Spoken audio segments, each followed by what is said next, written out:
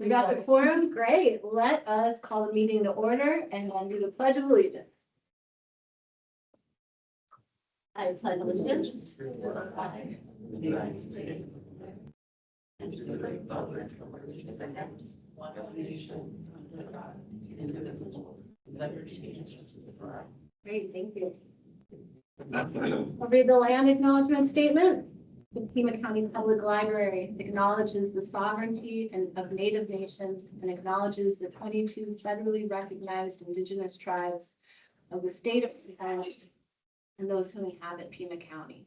We honor the vast and often unrecognized contributions and sacrifices of Indigenous people and are conscious of the ongoing experience of inequality and political instability. In partnership with Native nations, PCPL advocates for full access to its educational, informational, and recreational resources.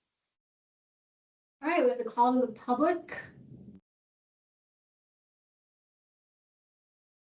The public has not answered the call. Approval of the minutes for December 4th. Did everybody get a chance to review? Yeah, I move that we approve the minutes submitted. Thank you. Great, thank you. And all those in favor? Aye. All those opposed? Any abstentions? Okay, that carries. Introductions. We lost some people, we gained some people. Should we maybe just you?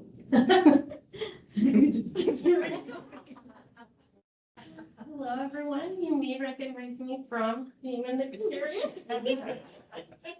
I'm Pauline Nagy-Beck-Lynch. I'm a Library Services Manager Plus, as I've taken on some additional duties as Deputy Director of Public Services and Customer Service. So I'm just filling in temporarily, taking on those tasks to kind of help during this transitional period. I'm excited to be here. Just kind of wanted to share a little bit about my experience. I've been with PCPL now for 15 years, 5 months, and 6 days. Thank you, Vanessa. I know this one. You work day too. And I had previously worked as a substitute librarian while I was in graduate school. So I went for a little bit and came back. But yeah, I'm just really excited to be here and happy about the opportunity to learn and grow and join you all at the table. Great. Okay. Current events. I've been attending public libraries representing both the National Park Service and our advisory board, and also carrying on the banner of District 5 for Supervisor Kano, because I was told to do that. And so I've managed to go to I think 2 schools already, about 200 kids, a lot of kindergartners and 2nd and 3rd graders, some 4th graders, and I have 6 more schools scheduled to go to. So on average, I see around 1,000 students in the February month. So it's kind of fun. We get to talk about national parks. We get to talk about the importance of the library card. By the way, I do need to ask our marketing team if they can send me something that I could incorporate into my PowerPoint. So for those of you that do love reading, I've been doing this for about 10 years now, where I shifted from reading a book in front of a piece of Lucas Lee sitting on the ground. I actually use a digital display for accessibility purposes. And within the display, I have the book is scanned and put on display, but only for those purposes, not to violate any copyright laws or anything like that, but really so that kids in the back of the room can also see it. It's just an excellent example of equity in our community. Yeah. And then we also get to talk a little bit about 4th grade passes, the free passes for 4th graders. But also I'd like to incorporate a slide that maybe talks about library cards. I did talk about that a lot in the last few presentations. And so a lot of kids were very proud to show their library cards. They have those Velcro wallets, which is kind of fun still. So a couple of them open their Velcro and you see the information. Pulled out their library cards. It was really cool. I didn't take any photos. I don't have any to share. Trying to respect the kids' privacy and stuff like that. But it's been kind of cool to wear all the different hats to talk about being in the library board. and talk about how important libraries are. So a lot of hellos from the school librarians. So that's pretty much all I have to report on. Oh, thank you. Anyone else? Yeah, Catherine Thompson, my District One colleague, and I met with Nathan Bacall. He's the new supervisor assistant in District One. Replaced Kate Hiller, Hmm. who retired about a month ago. So anyway, Catherine and I met with him just to bring him up to date on what's going on with library programs and activities. And it was a very pleasant meeting. And he and I know Rex Scott, our supervisor, just very supportive of public library services. So I think we're in good shape in District One, and we just agreed to keep him up to date as time goes by. Library issues, likewise, he's welcome to contact us. And we also encouraged them, if at all possible, to do what they can to get the vacancies on the library board filled from District 4, because I think we've had District 4 vacancies for like ever. So I don't know if there's anything you can do about that, but we planted the seed, maybe something will happen. But anyway, it's a good meeting, and we're happy to have their support. Perfect. Anyone else? I wanted to share. This is Frances. Hi, Francis. Hello. I had a chance to attend the Lorraine Eiler collection reception at the Aho Library, and I just wanted to commend the library staff there. It was so beautifully done. The way that they acknowledged and recognized Lorraine for her donation, her contribution of 192 Indigenous authored books to our local library. It was really nice to hear from Lorraine about how meaningful and important it was for her to share her collection with our library in Aho, particularly because she was encouraged to donate it to our museum out here on the Thanatim Nation, to send her books to Tucson. But it was really important for her to make those reading materials more accessible to our local community. And I really liked the way that the library also did their best to indigenize the event, the way they acknowledged her at the end and also closed in prayer. They really honored our Indigenous ways of doing things, that it was so beautiful, and it meant a lot to Lorraine too. So I just really appreciate the library staff for making that effort. Great, thank you for that. Is it okay if I do go back? Yeah, go ahead. Actually, Francis, you reminded me of something. First and foremost, I will be with our team, our outreach team at the Autumn Rodeo, which is on Saturday. Yes. But also, we are going to be hosting at Saguaro National Park. Loud, I can email you the flyer, but we will be hosting a storytelling event, a traditional autumn storytelling event at Saguaro National Park. This will be our third year hosting the event. On average, we have around 180 people present at the event at the park on the west side, at the Red Hills Visitor Center, and about 85% of the attendees are members of the Autumn community. So it's one of the only events where we have such a presence from the community. So I did want to talk about that, since we talk about libraries. I would like to bring that event information to the community to share far and wide. That's nice. Thank you. Thank you. Okay, anyone else? All right, friends, who's gonna go first? Penny. I'll go first. Okay. I wanted to introduce, although she's not here, that I told you that Libby had retired. Stone, our for 18 and a half years, our executive director. And our new executive director's name is Melanie Morgan. If that sounds familiar to some of you, it's because she headed up the Tucson Festival of Books for several years. She started actually just a month ago, and I know she's met with Tess privately, and we're going ahead, and we look forward, of course, for her to have a great working relationship with the new, although now she's old since we have a newer executive director. Maybe we might even get some more book deliveries, but that's a different topic. But yeah. So we just wanted to give you the name because the last time I told you she hadn't even started yet. So I wanted to make sure that everybody knew who she was.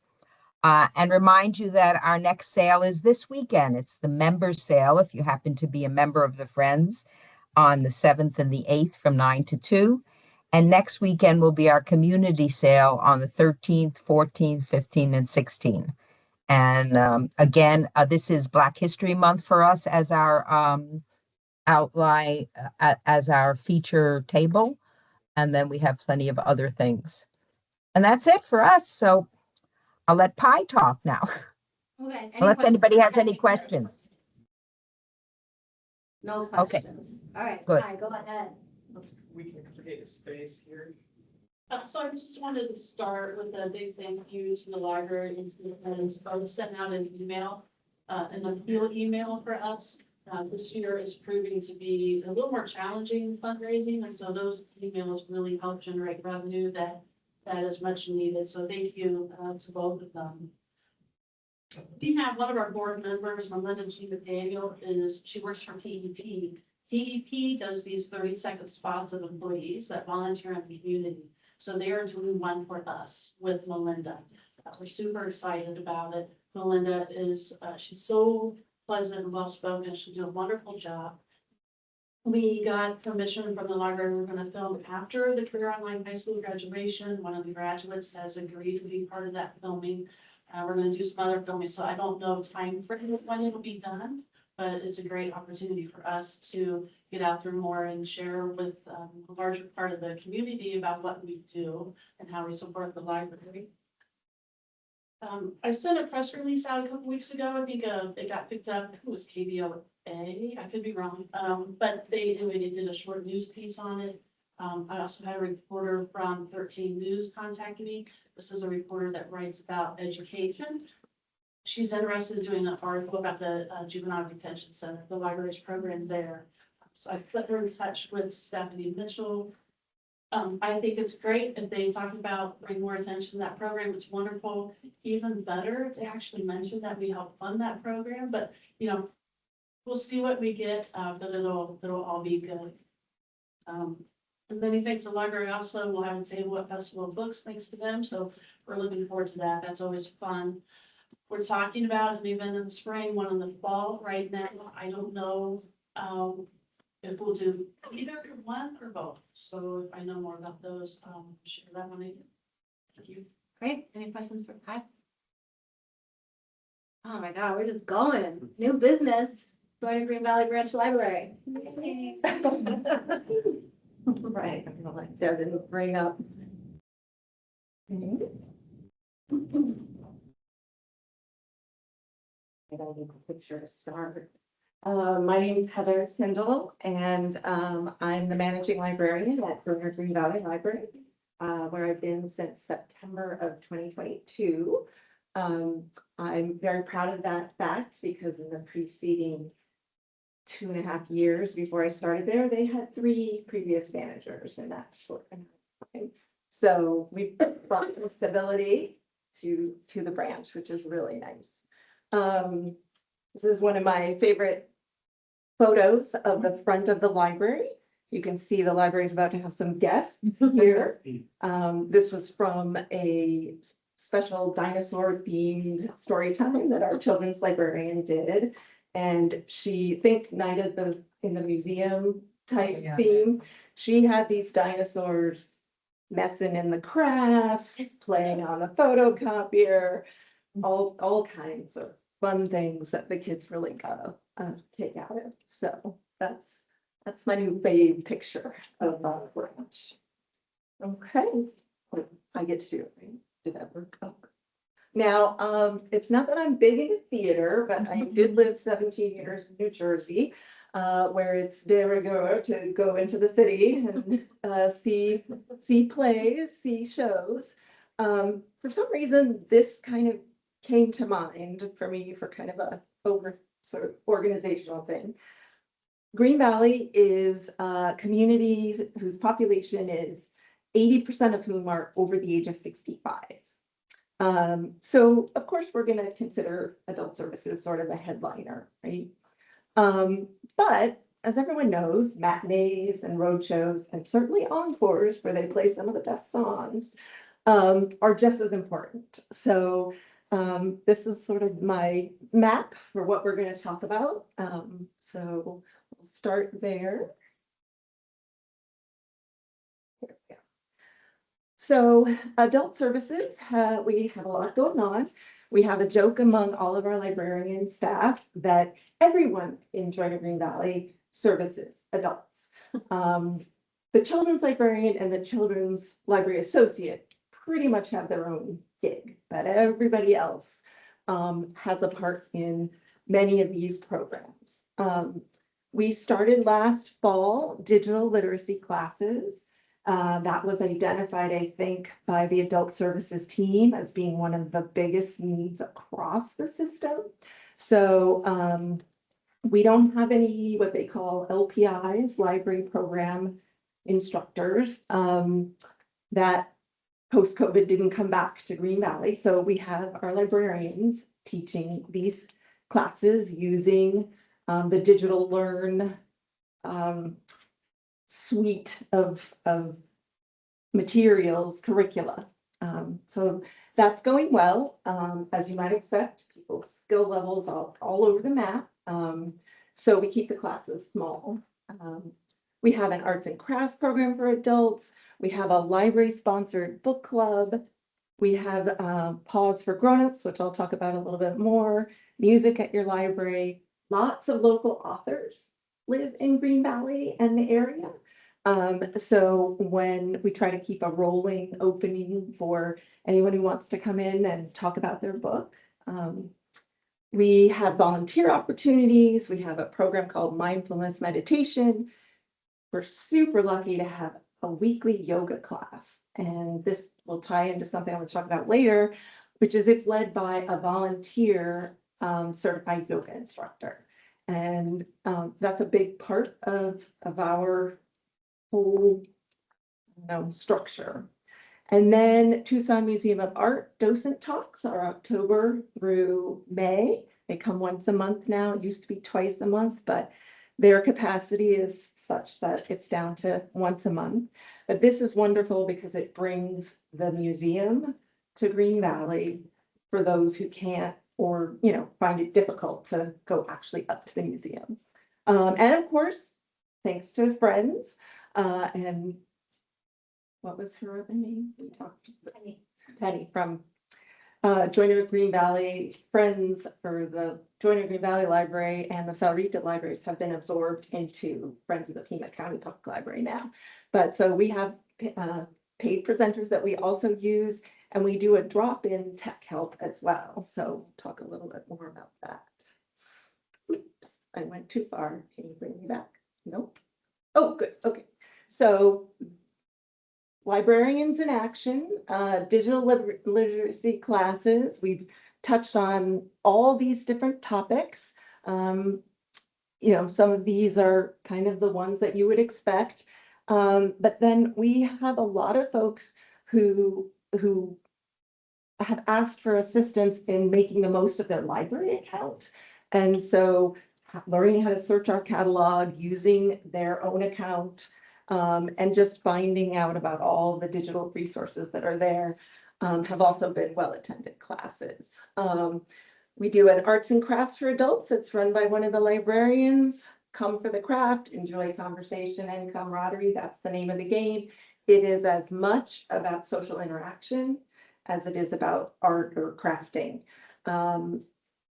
We have, population, many of whom find themselves alone in the world, and coming to the library is part of their social day. So, and it's always easier to meet new people if you're all kind of working on something, right? And especially if it's in common. So we got some regulars, and of course, this is our busy season where our out-of-state seasonal residents join us. So all the numbers kind of go up during this time. This is that yoga class I was speaking of. You could probably pick out the leader since she's the most flexible. And that the room capacity is 30 mats. It will hold 85 people, but just for a lecture. But only during January to March do we reach or get near that. But it's very well attended. Free yoga once a week is kind of the whole thing. One of our other really popular programs is Music at Your Library. And this is once a month, Friday afternoons, also really well attended. And the fun thing about this is almost all of the bands, musical groups, solo musicians, almost all of them are locals.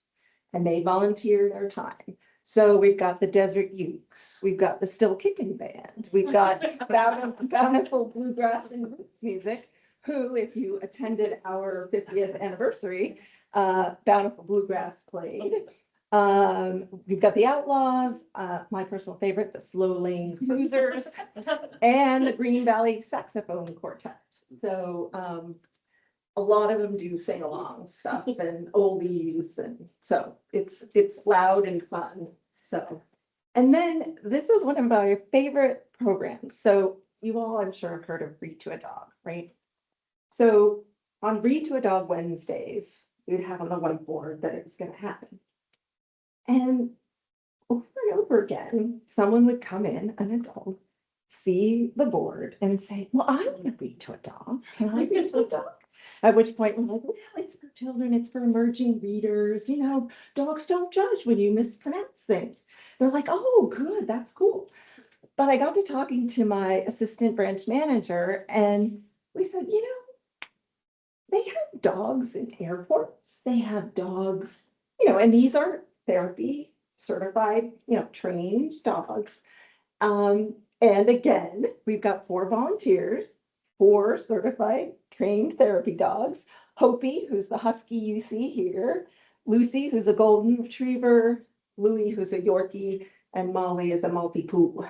And of course, they all have their human handlers. So, and that's been really nice because, and we've even had folks who are either have become disabled over time or just simply at the point where they can't care for an animal.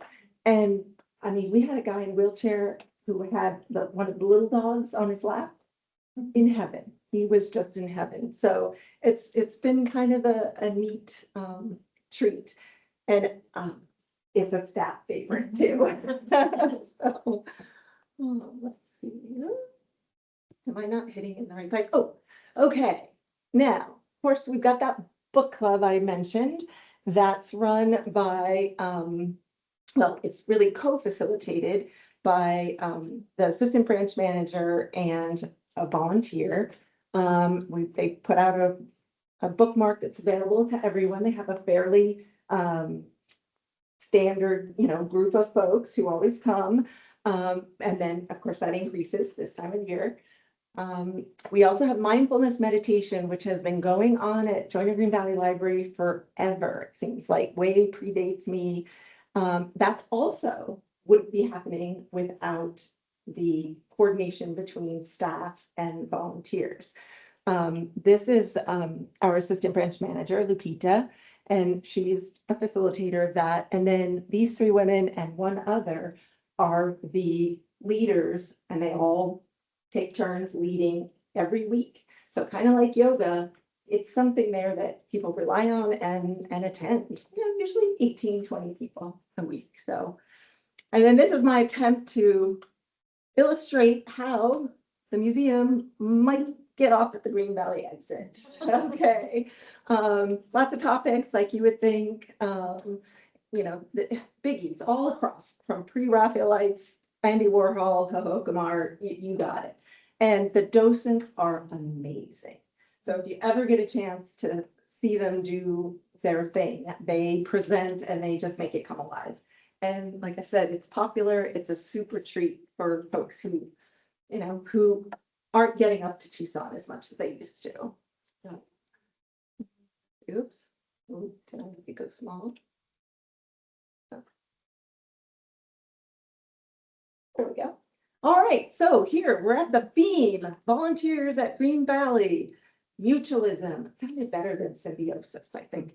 But at any rate, unsung so far are our 8 computer lab assistants. So for in 2-hour shifts, morning and midday, we have a volunteer Monday through Thursday, and they hang out near the computer lab. which is, as you might expect, full of computers. And they help folks not only with, faxing, formatting, all the downloading, navigating the internet, all that stuff, but navigating this bear, which for most of us, is just, it's an enigma, right? It has all kinds of buttons, it does all kinds of things, too much. So we help at the desk, but the volunteers are terrific in helping folks print, photocopy, do all of those things. And then we've met some of these folks, the meditation leaders, the therapy dog handlers. We've got 2 assistants for story time. They come on different days. And then of course, all the musicians. So see. And then we all like to bring in the special, right? So we've had, just a gamut, real popular with some Mahjong classes. A lot of health information workshops are really popular. Nature gardening and stuff. And you can see Tahona Chul does a Birds of the Southwest. That was super popular. And we have folks who come in and do history talks. So that's nice as well. Maybe I'm not alive. So then we get to our matinee, and some people swear by matinees. It's the only way to go. Who wants to go out at night, right? So we've got children's services. We do a family story time. We've just expanded that from one every Tuesday to Tuesday and Thursday. We were getting 40 to 50 people in the Tuesday one, which is not ideal in terms of the experience. It's great for bragging rights, but in terms of the experience, a smaller group is better. And that's when you have to think to yourself, oh yeah, there were 20% of the population that aren't over 65. And we have homeschooling families, and there's one K-8 school in Green Valley. That's it. The high schools are both in Sahuarita. So got the Read to a Dog. Summer reading's always a big hit. Stuffy Sleepover. If you haven't heard about this, you're in for a treat.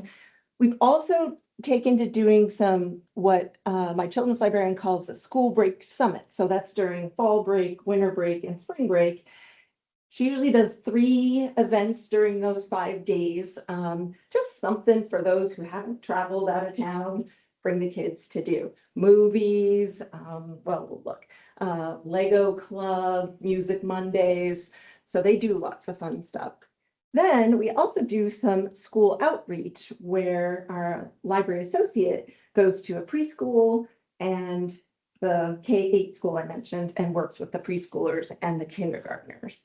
Of course, we have a children's area, which, believe it or not, I have been asked multiple times why we have a children's area.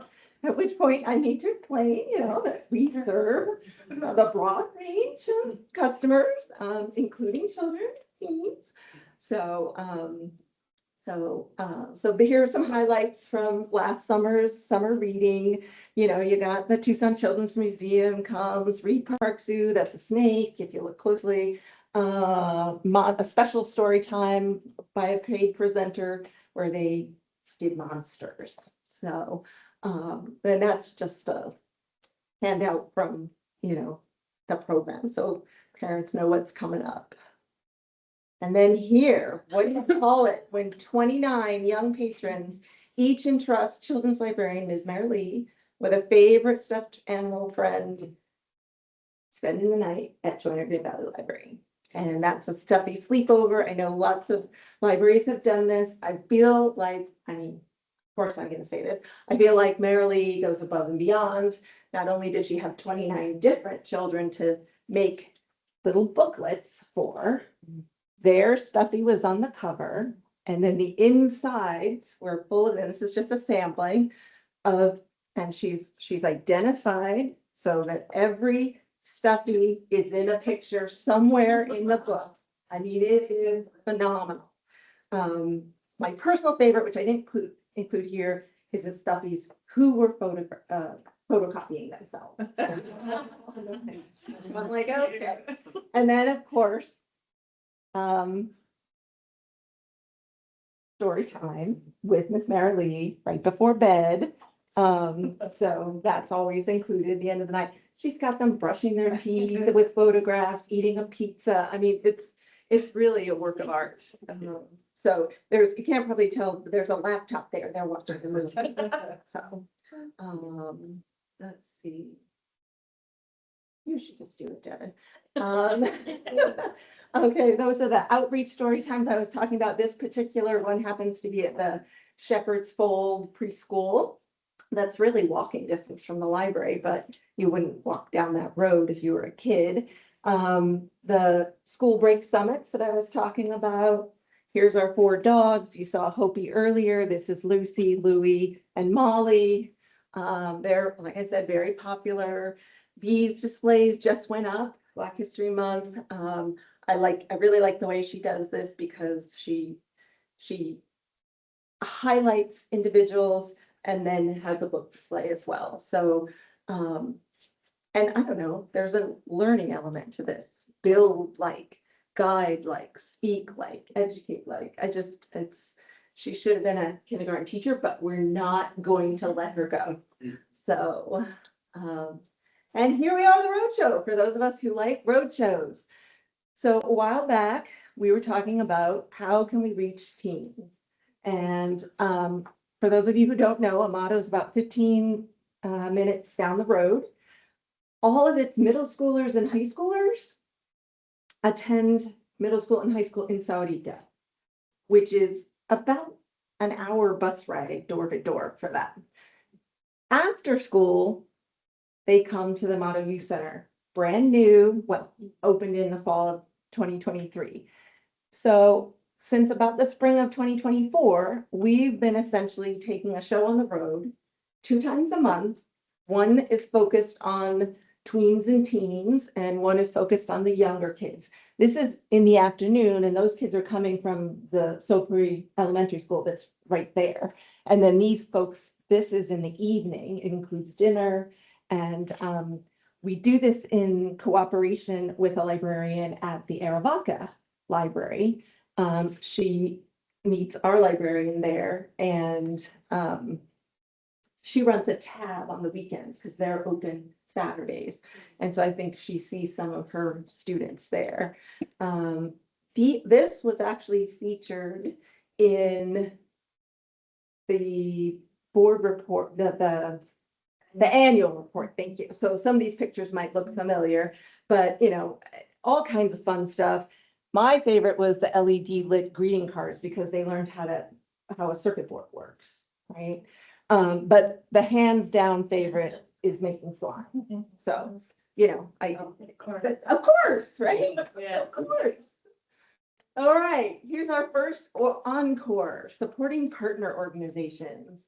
I'm super proud of the fact that we've done 13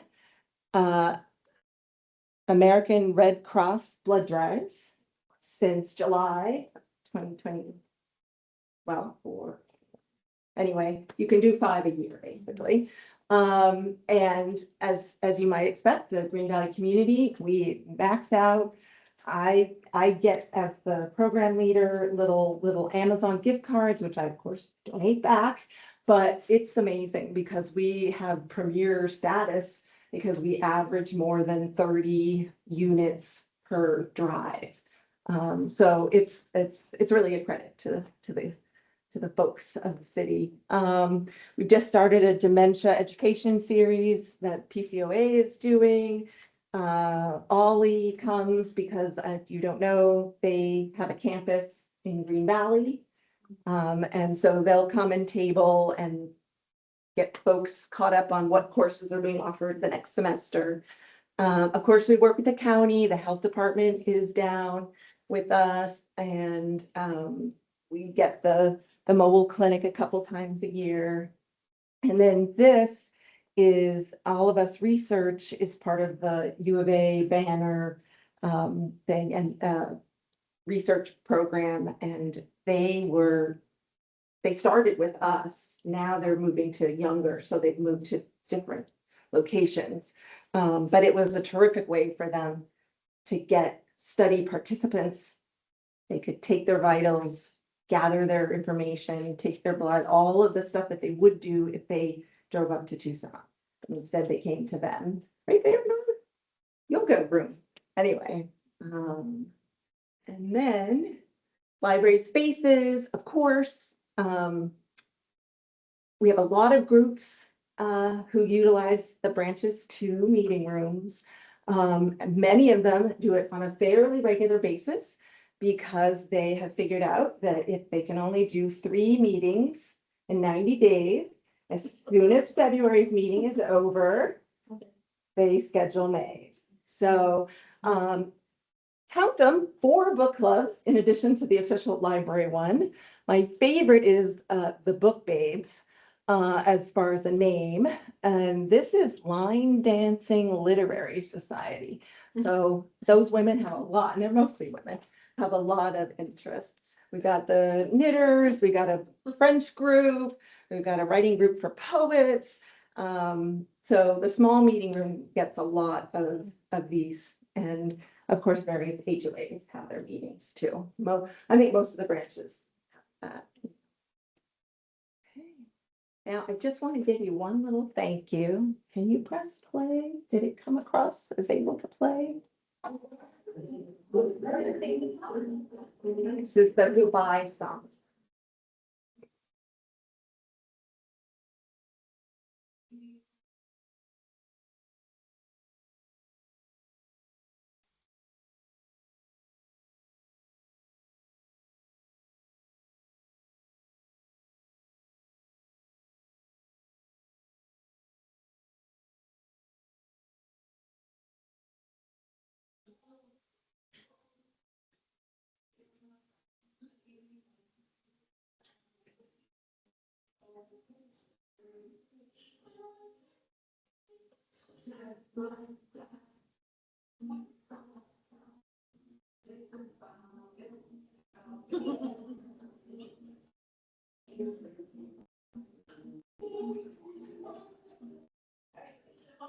They do it one more time. We don't have to do it another time, but just yeah, you want.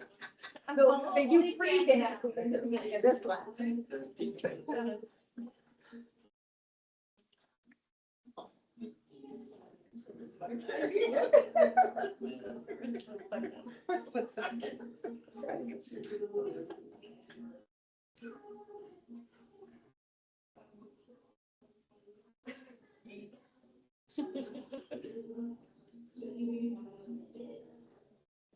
I don't know this one. Sorry.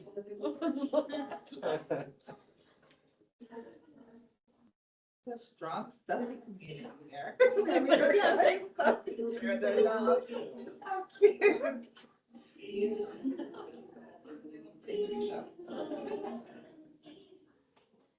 So just freeze it there.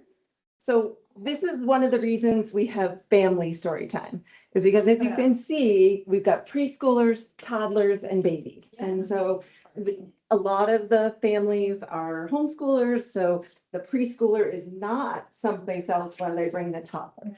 So it's a cool thing, but anyway, thank you very much. Okay,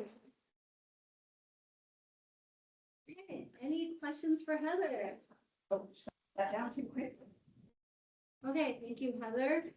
Moving on. Mission, vision, values. Wow, you made it, so there's gravitas there. So just to provide some context, and this is, in your packet, this is agenda item 7B, so you can kind of find this handout. I don't know how many people, seems like most people maybe don't have it, so like pass this around for reference, or I don't know, is there a way to maybe navigate to our website where it shows our mission, vision, and values? Copy of it? I looked at it online, but you had a chance to look at it. Do you, I was going to ask you, do those come in the livestock thing that is? It does, so the reason why, I believe it was maybe, and this is just if we want to pass this around to look at. Thank you.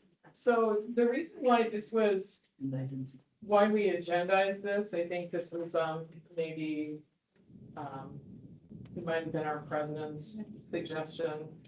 I had mentioned in a previous meeting that we were getting ready to write our RFP for our strategic planning process. We had talked about that a lot, maybe in the December meeting, I want to say. And part of writing that, part of writing the RFP is determining the scope.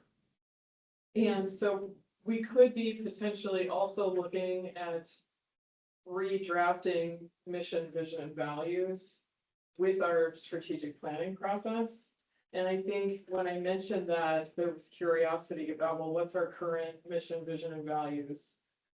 And so that was why I wanted to include it and just agendize it so that if you wanted to, you would have an opportunity to talk about it and sort of evaluate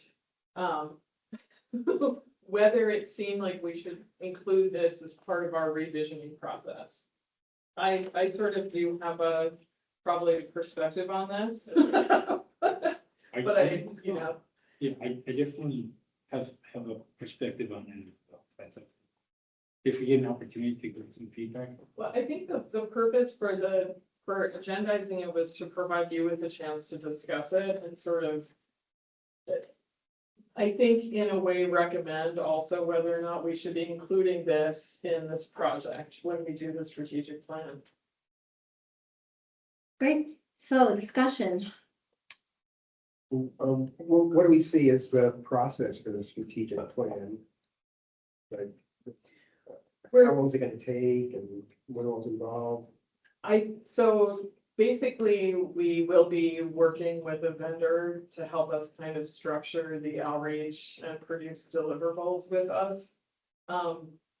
We had talked about the fact that it's gonna be, I think, very intensive because we really want to make sure that we do a very robust public feedback process. So we want to do a very robust public feedback process. We want to have someone work with you.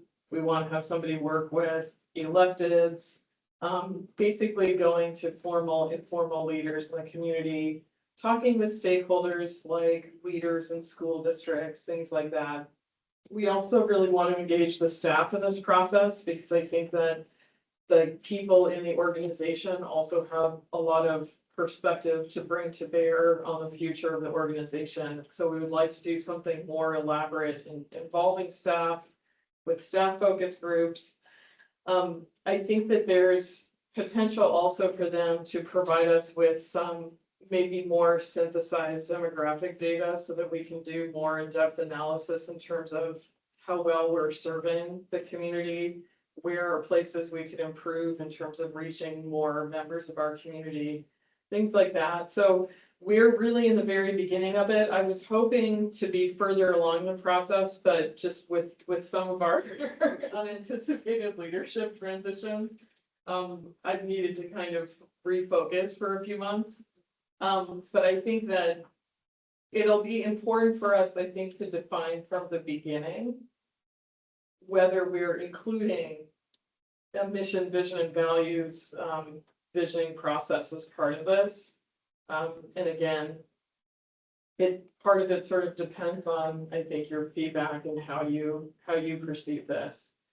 Not having been here with the organization when this was done the last time, it's hard for me to say, you know. One thing I noticed is in general, like having this many values, even though these are all valid things to support, it tends to kind of make it a little bit less focused is one issue I noticed, but also just it's an opportunity to redefine or restate the library's mission, which I think is really important. So I think it'd be helpful if it were part of the process. But also you might have different perspectives on that, having served the organization in this capacity for differing lengths of time, having different histories with the organization. If I may, I'd like, I mean, I think it's been said many, many times that libraries are the cornerstone of our democracy. And we're living in challenging times, and I think that the more we can speak to the value of what the library stands for. One of the things when I first saw this, and blame it on all the work I've been doing lately with accessibility, I think the word access is in there. And access means so much and differently for different people. Whether you're talking about language or you're talking about ability, I think access is one word there, but it's also the type of access we're providing people. I mean, look at what the folks are doing in Green Valley, all the way out there. The folks that are doing what they're doing in Ajo. I think it's important to be able to create access. You know, a lot of people use the word underrepresented. I always say they're more underserved. It falls on us to provide those services, and I think including this it's almost like saying, you know, tell me if you want to know what your priorities are, tell me what your budget looks like. We're saying out loud what we care about, and it doesn't necessarily serve one political leaning or another. It just means that we're providing more access to folks. That's just my take on it. Thanks, Cam. Anyone else? Catherine? Based on what Cam just said, I'm almost thinking that the planning and the community public feedback almost needs to be done first. Because Cam brought up a very good point that accessibility is not included on the values. And so I think it would just really get into in a quagmire to do them at the same time. We need to find out what the community wants. When was the last strategic plan? Do you know when? 2018 or something, Like almost 10 years ago. 2018. Pre-pandemic, so there we go, that's just my thought, I can see this getting just laboriously slow. And until we find out what the community and the stakeholders and the staff, how they see the library now and into the future. And then we can certainly revamp the entire mission, vision statement, and I think it will be addressed through the responses. I agree. I think, you know, it's key that we rethink our mission, vision and values, you know, because everything has changed, you know, our whole, you know, world has changed, and we're coming at this from a whole different perspective, and our community is looking at things differently, and you know, our needs, our values, you know, everything has changed. You know, what is most important now is not what was most important, you know, in 2018. Thanks, Anna. Yeah, I agree that an update, you know, reading it, it's a little bland. A little like the unfocused and, you know, maybe I agree with Catherine that it should include the public comment, but also, you know, maybe some kind of reference to the rights we have as residents of Pima County to information and to information that represents us. Can we change the screen so we see if Francis wants to say anything? I could share. I agree that it would be nice to have more community feedback. Recently, we saw the results of a survey that was administered, and there were some libraries where there were very minimal responses from underserved communities. And so one idea I had about maybe getting more input from the community, when we went to the event for Miss Lorraine Eiler, it was a standing room only type of event. The whole community came out. It was really well advertised in terms of promotion across the community with the flyers. There was a purpose for people to go there to hear the story of somebody they wanted to hear from. So maybe when we're looking to collect feedback from our communities, we could start with something that might be purposeful and relevant to the community, and then also have this as a component in terms of collecting feedback. And I think we would generate more interest and response to being a part of these discussions. I don't mean to misspeak though, because I am new to this board and I'm not as familiar with how libraries communicate to everybody, but that is one idea I had when I went to that particular event, to see so many people come out. They had a reason to be there, and it would also be a great chance to hear from the public when we have those kinds of events, what their input would be for things like strategic planning in the future direction of the library. Ms. Francis, do you know how old the mission statement is? I think it may have been produced at the same time, but I'm not sure. It came out of the strategic planning. So Okay. Great. Are you looking for us to make a motion or you just wanted to hear discussion? It just will help us inform the writing that we need to do, the specifications. Great. For the process, so I very much appreciate the feedback and, I think that I'll follow up, to the extent there are more questions for all of you. Perfect. Any other discussion on this? Okay, let's move on. Change date of April advisory board meeting. We I have a- move that we change the date in April to, would be April 9th, is that what you're doing? Seeing if there's a conference, conflicting with our staff meeting. Yes. So I would do change the date as recommended. Okay, thank you, Kim. Any discussion? Okay, let's vote. All those in favor? Aye. Those opposed? Abstentions? Okay, it carries. Unfinished business, downtown library update, our standing item. I wanted to provide the update that, the county is still in negotiations with a prospective vendor to do this project. Great. Any questions? Okay. Question, comment, are you referring to the new building or the old, or this building? Oh, that's a great question. I am referring to the design project for the building that the library is moving to across the street. Is there a great awareness as to the need of historic preservation as we move forward? I can assure you, without going into too much detail about the RFP process, which is confidential, that this has been a very much focused on value the whole time, both for design as well as the construction vendor. Leave that T uncrossed. I appreciate that. Thank you. Any other questions? So what about this building? Is that something we're going to talk about at all today or hear an update on that? What's going on here? Plans for this? It's one? it's not agendized, but it is related to the topic of the downtown library, because obviously we're occupying this building until we're able to complete that project and move.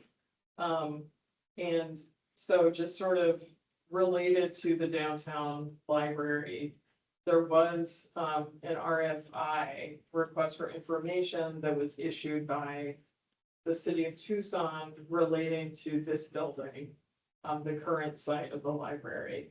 That is a request for proposals, of sort of visioning of how this site might be used.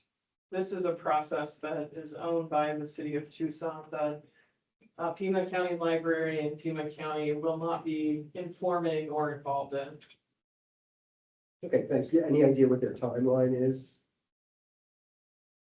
I know that the request for information just was issued, and I think their goal is to do the request for proposals that would follow also in 2026.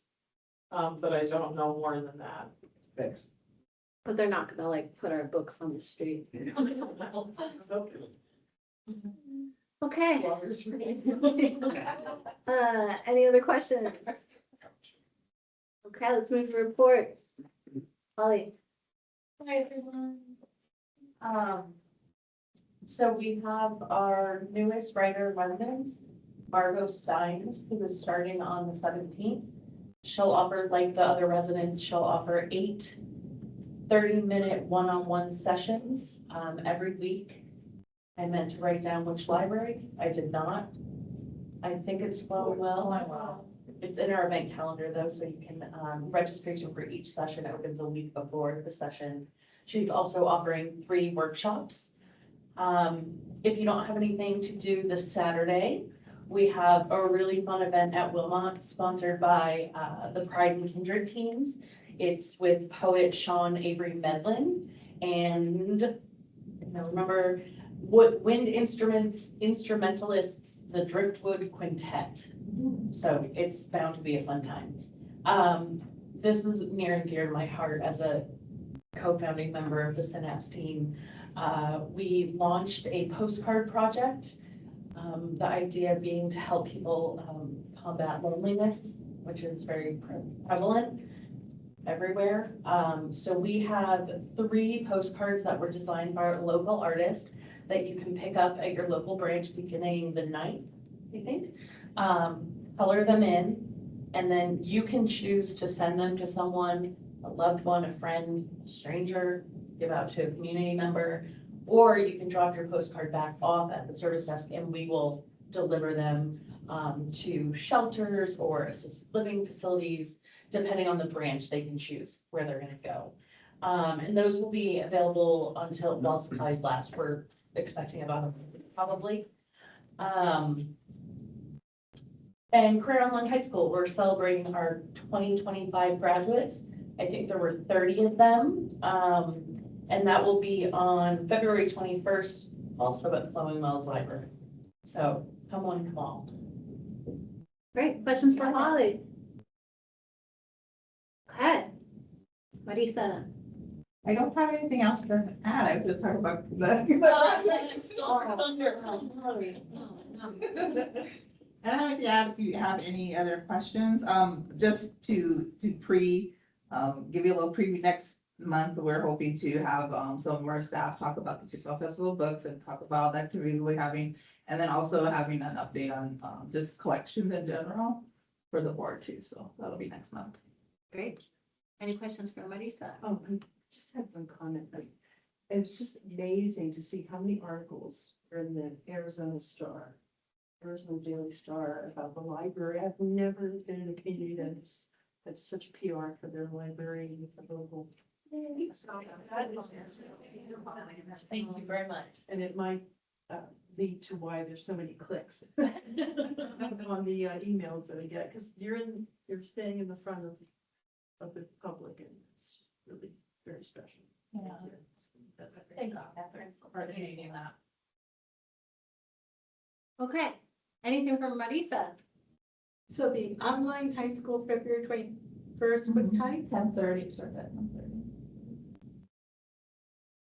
It's always a fun event. Is everyone familiar with what the Career Online High School program is? I know we have some newer board members, I just want to make sure. I'm not as familiar. Are you in a position to provide a summary? That's kind of the spot. Career Online High School is, what is the company? I can't remember, so let's just put that aside. For adult learners 22 years and older who did not obtain a high school diploma. So it is not a GED, it is an accredited high school diploma. Or Horizons, I don't know, something Horizons is the company that oversees it. We have a library staff member who works with the students. You can go onto our website and fill out, it's like an inquiry to see whether or not you qualify for it. And then we help you through the process, and it comes with a diploma, pardon me, and also you get certified in one of, I believe, 8 fields. So that's childcare, I think there's hospitality. Can you think of any other ones? So, It's okay. yeah, but I can, if you'd like, I can send you a link, but it's for adult learners 22 years and older in Pima County. Excellent. So I'll send you a link to the page. That's great. Thank And we also thank our foundation for supporting. Yes. The funding is from the foundation. It's not a federal funding. For some, yeah. I gotta tell you, for our board, it's one of their favorite projects, and it's so rewarding to hear from those students the change that it makes in their life. That's why it's those stories, that's why we work so hard. It's great for them. The vendor that we work with is called Smart Horizons. Oh, it was close. I was like, Smart Horizons. It's a really beautiful event because the graduates come, it's a full like graduation. We have them wear cap and gowns, you know, they take their pictures, the family comes. It's really very lovely. There's cake. Where is There's it? cake. Where- It'll be at Blowing Wells on the 21st. It's really very inspirational. Yeah. You did go ahead. I think one of the things, just to follow your point, a lot of the students and the graduates will say, I did this to set an example for my children. We hear that a lot in feedback forms, which is just really cool. It is a great program. Great. So no questions for Marisa. Okay, Paulina. Okay, just settling in. It's my fourth week. But I guess, really exciting, news, right? Looking forward to mission being completed hopefully this spring. And, with that, it will be open, it will be a 6-day agency, so it'll be open Monday through Saturday. And we'll have evening hours as well. And then, the team is working, all of the teams are working together, HR, public services, on, expanding hours to 8 more work branches. So, we're just working away and, we'll have more information about which branches and everything that goes with that, later on. But it's moving along. Great. Questions for Paulina? I have a go ahead, Cameron. Sorry, I'm taking up all the things. I have a question. Mel, only 4 weeks in, you may not have the answer to this, maybe your staff can guide you. I was looking through the circulation and the gate count, and we're down 2024 to 2025. And I was wondering what you would attribute that to, and maybe you don't put it on that, but does anybody in staff have any idea what that?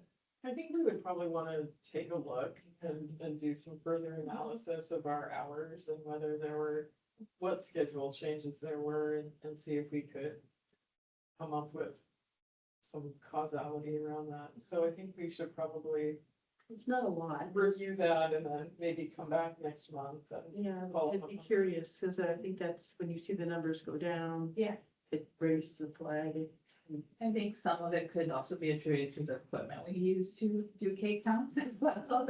We have two different ways that we do our gate count, and so some libraries have a second way and some don't, and so I think the last couple of years, we've been having to kind of deal with some of those issues, like that sometimes the gate count doesn't work, the equipment doesn't work, that sort of thing, and so that probably has contributed to some of that, the inconsistency.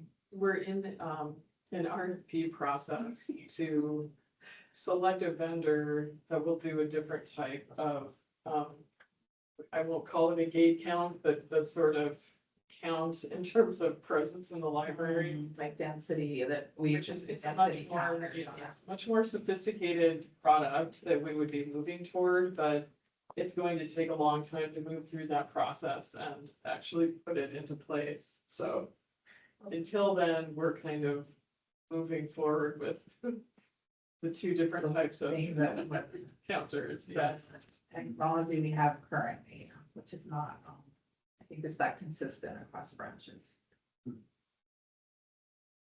I have a highly technical question about the statistics. We have the total card holders and we have the active card holders. My question is, how active do you have to be an active card holder? Great.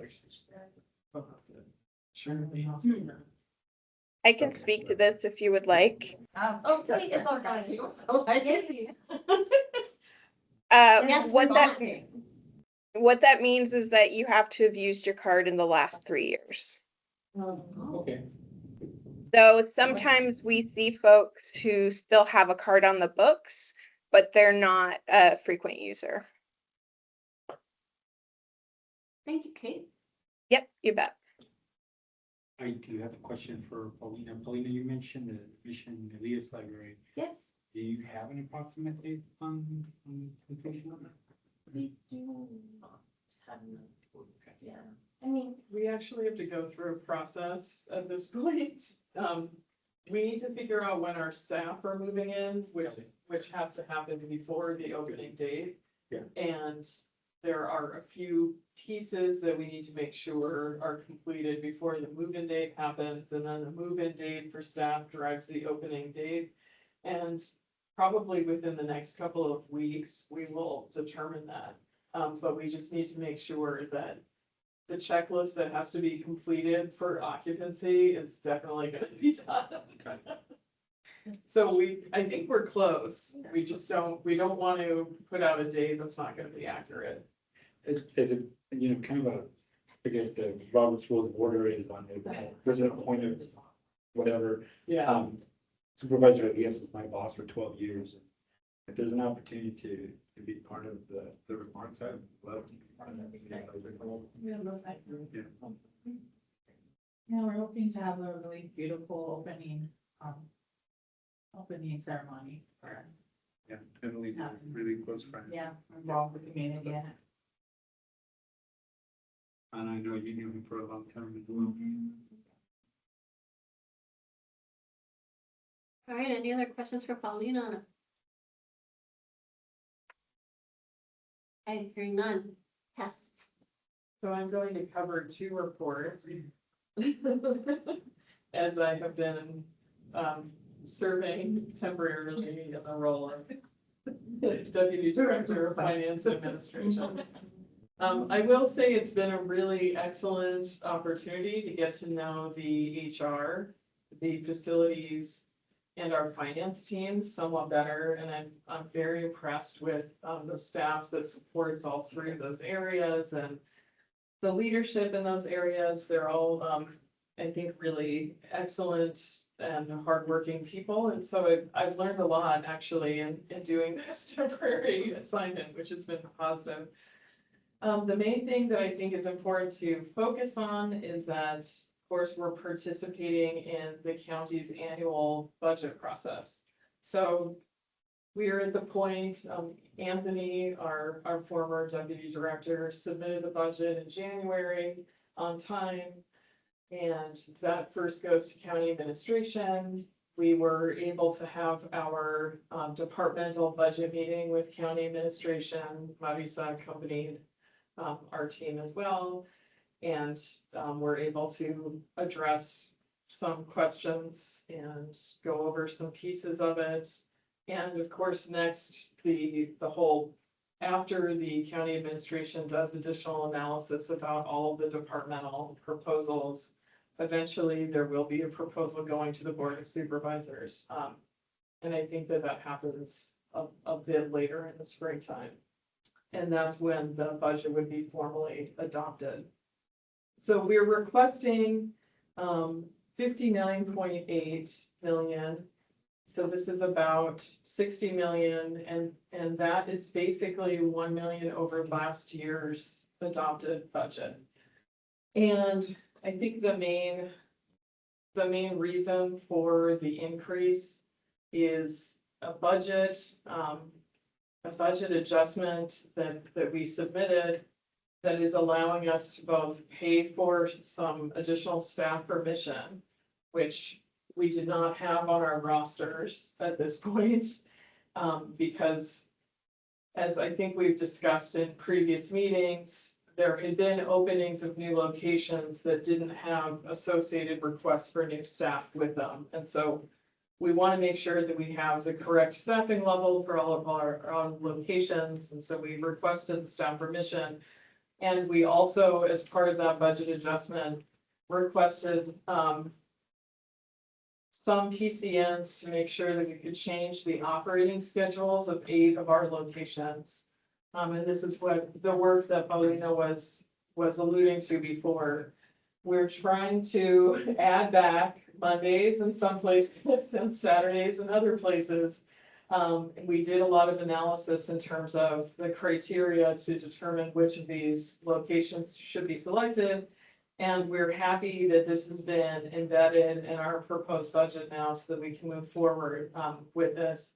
I also really appreciate the work of branch managers. Heather left, but she was one of the people who worked on trying to figure out, okay, if we, make an adjustment, how much more, or how many more people really, or hours are we going to need? So that's really the main reason, that the budget is larger this year. You can really see in terms of this year's proposed budget and last year's proposed budgets, they are significantly greater than the previous years, and that's really just largely attributed to the staffing having been so much increased over the past 2 years. And I think that we're getting much closer to where we really need to be as far as a healthy operating budget for a library of this size with the correct staffing level. So we're continuing to communicate our needs around that, but I just wanted to let you know where we were in that process. With respect to our recruitment and vacancy rate, it's continuing to improve. So right now we have 26 regular positions that are vacant, which gives us a vacancy rate of 7.4, which is almost a normal vacancy rate. And so we're, again, very happy with just all of the hard work of staff and, the organization and coordination that takes place amongst our public services managers and our HR team and everybody to get this work done, because it's really important. We will expect to see a slight increase in the vacancy rate once we get these new positions that we requested to expand the hours and permissions. So vacancy rate's gonna go up for a bit and then it'll go back down. Between December and January, we onboarded 12 new employees as well. I captured that from our HR team's report. With respect to mission, Paulina addressed that one already. My understanding that Abbott's renovations are on schedule and that we're on schedule to reopen Abbott on March 16th. Yes. So Far. that's my most updated report. Construction on Himmel is continuing. I'm looking at my notes here. We had the demolition of the southern portion of the building has taken place, and so now they're working on the foundations for the building. And this project is still also on track to be completed in summer of 2027, which is on time thus far. And I know this project is of a lot of interest. We're definitely getting inquiries about this. So I'm gonna pause here with the finance portion of my report, and just allow time for questions. First and foremost, thank you for taking that on. It's not easy to find qualified folks to run all that, especially you looking at spreadsheets all day, every day. In terms of, I'm happy with vacancy rate, and job wise, I think this community is pretty normal. County is one of the biggest employers in town. So I guess it's good, right? And it'll get better as we kind of stabilize. But going back to all the stories and the star about the libraries, I think we've got a great profile, and I think we're going to be doing additional great work. So I'm not super stressed about that. That's really all I have. Thank you. Anything else for Tess with her financial hat on? Are you in the process of recruiting a new deputy director for Yes. finance and? Yes, we are. Thank you for that. Why don't we just kind of move into that part? We are in the middle of the recruitment for the deputy director of finance and administration. So we're doing that recruitment first. And we're just in that process right now. And I did want to take a moment to acknowledge and thank Paulina for her service. I think stepping into this role right now and supporting us is providing such an important I think, sense of continuity and leadership, and I think that the staff has been really grateful that you were willing to take this on. So I thank you. I think we all thank you. And I think honestly, we're really lucky to have somebody who has so much expertise and just knowledge, deep knowledge of this library system and of public libraries in general, to be here, to be able to provide this support. And I know that we couldn't, we wouldn't be able to really carry on as close to as well without your being here. So thank you for that. I think one other comment that I would just make that's related to a couple of other things. It's since I've been a little bit more focused on finance and HR topics, I haven't been able to be meeting individually with as many staff sort of outside of our immediate team. But I've just made sure that people understand that I intend to be continuing with that, because it's been a very important way for me to understand, not just to learn about everyone's perspective, to learn about the library system, but just learn about the experiences of people in all of these different locations and what it's really like. And of course, even then, I'm only getting a slice of it. So I really do intend to kind of get back out there and be more in the field once we have somebody in the finance role. That will be a welcome transition, because I think that those connections to people are really important.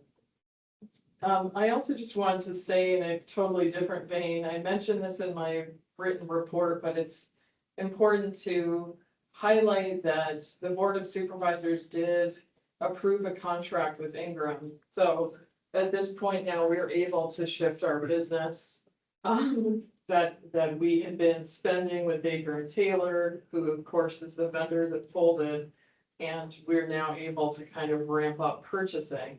So I want to thank and acknowledge Kate, who is our oversees collections in addition to many other areas, because I know that people have been very just looking forward to seeing more inventory on the shelves, and we're all looking forward to it too. So now we're a little bit more, we're a little bit closer to that goal. So that's good news. Thanks, Tess. And thank you for your help getting it across the finish line. It was definitely a team effort. Yes, there was activity on New Year's Eve.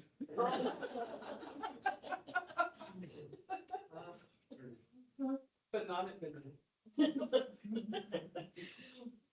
Are there any additional questions? So that transition to Ingram is underway. How's it going? It's going.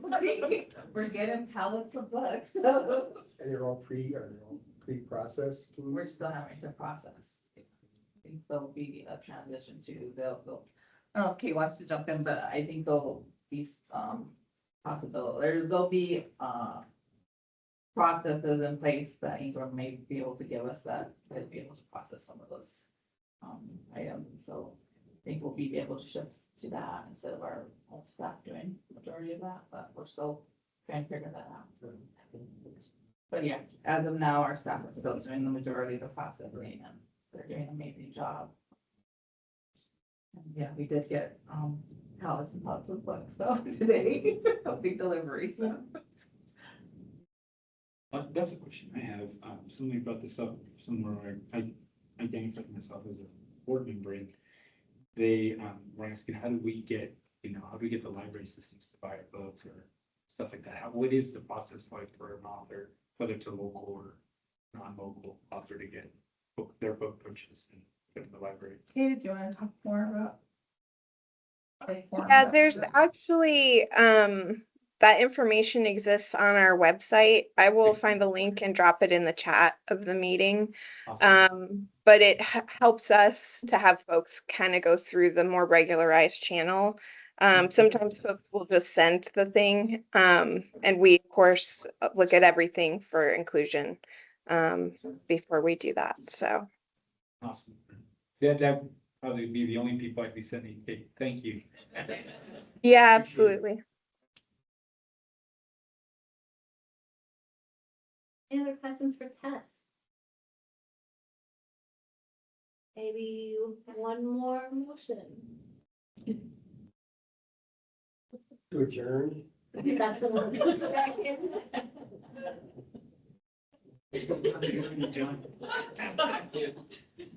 Are you making the motion? Sure, and I think it's Hannah said. Oh, second, great. Okay, all those in favor? Aye. All right, we're adjourned. Thank you, everyone. See you next month.